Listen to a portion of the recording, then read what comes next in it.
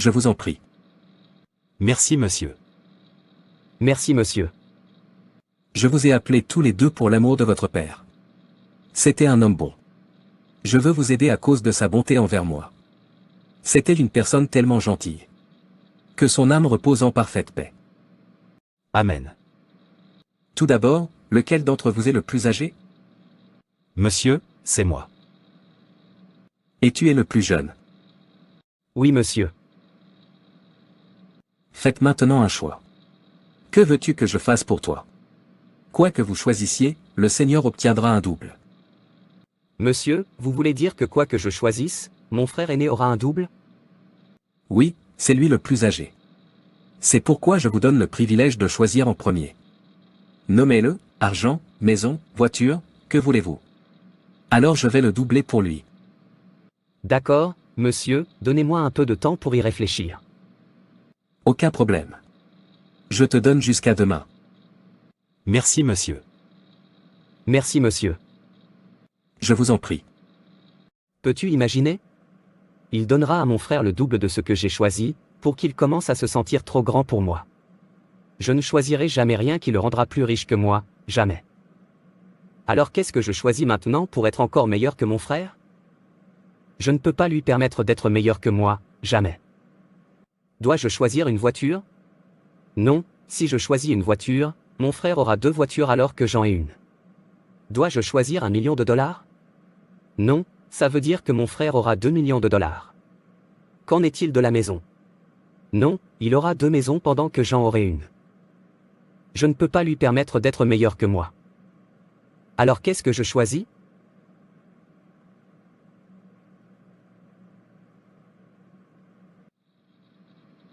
Vous êtes ici, alors quel est votre choix? Je suis en attente.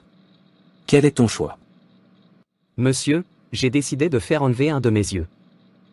Depuis que tu as commencé, tu donneras à mon frère le double de ce que je choisirai. J'ai choisi d'enlever un de mes yeux, alors enlever 2 des yeux de mon frère. C'est mon choix, monsieur.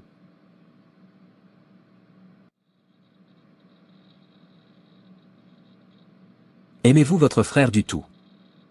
Oui monsieur, mais je ne veux pas que mon frère se sente trop grand pour moi. Tu as menti. Comment pouvez-vous dire que vous aimez votre frère et lui souhaiter du mal? Comment pouvez-vous dire que vous aimez votre frère et ne jamais vouloir qu'il soit meilleur que vous ou supérieur à vous? Ça montre que tu n'aimes pas ton frère. Si vous aimez votre frère, cela ne vous dérangera pas s'il se sent trop grand ou non. Si vous avez de l'amour en vous, cela ne vous dérangera pas de vous sacrifier pour l'amour de votre frère. S'il y a de l'amour en toi, tu voudras que ton frère soit meilleur. L'amour est souvent mal compris comme des sentiments agréables et une affection chaleureuse, mais c'est bien au-delà. C'est vraiment plus sur la façon dont nous traitons les autres. L'amour est prévenant et sensible aux sentiments des autres, il est patient et endurant. Ce n'est pas grossier, bruyant, vantard, susceptible, dur, plein de ressentiments ou égoïste. L'amour ne se réjouit pas du péché ou de la chute d'une autre personne. Une personne égoïste n'a pas d'amour, et si vous n'avez pas d'amour, vous n'êtes pas un enfant de Dieu. Plus encore, l'amour est une décision de pardonner. Il faut un amour actif pour offrir la grâce à nos délinquants. L'amour prospère là où prospère le pardon. L'Écriture dit, « Celui qui couvre une transgression cherche l'amour. » Proverbe 17 verset 9. En plus d'être gentil, un enfant de Dieu devrait avoir de l'empathie. Mettez-vous à la place de quelqu'un d'autre et imaginez ce que ce serait si vous étiez dans leur situation. Vous êtes-vous déjà demandé, comment me sentirais-je si j'étais traité comme je suis sur le point de traiter cette personne? La vérité est que nous ne montrons pas d'amour aux autres parce que nous ne sommes pas réfléchis. À propos de certaines des choses que nous disons ou faisons jusqu'à ce que l'acte soit déjà fait et que quelqu'un soit blessé. L'empathie et la prévenance nous aideront à détourner le regard de nous-mêmes et à considérer l'autre personne. L'amour est une décision de porter le fardeau de l'autre. Lorsque votre frère ou votre sœur est en difficulté et que vous vous engagez à faire tout ce qui est en votre pouvoir pour aider à résoudre ce problème, alors vous êtes un véritable représentant de Christ. C'est exactement ce que Jésus a fait, lorsqu'il a donné sa vie, afin que nous puissions être libérés de nos péchés et de leurs conséquences.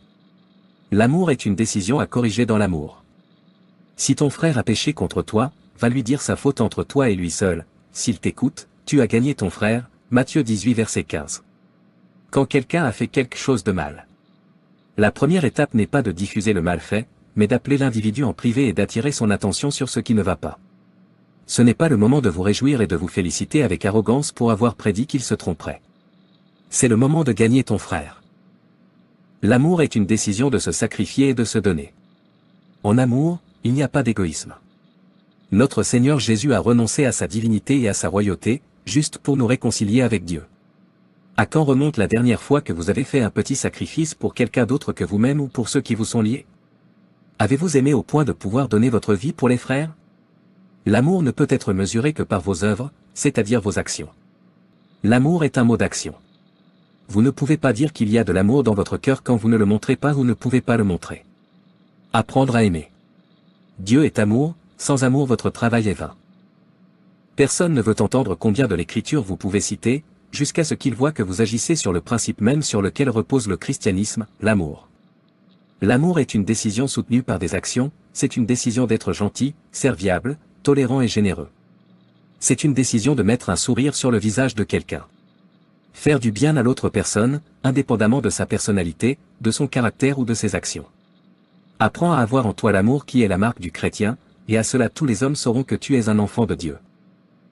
Merci monsieur. Je suis désolé frère. Je vous en prie. S'il vous plaît frère, choisissez judicieusement. Je soutiendrai tout ce que vous choisirez.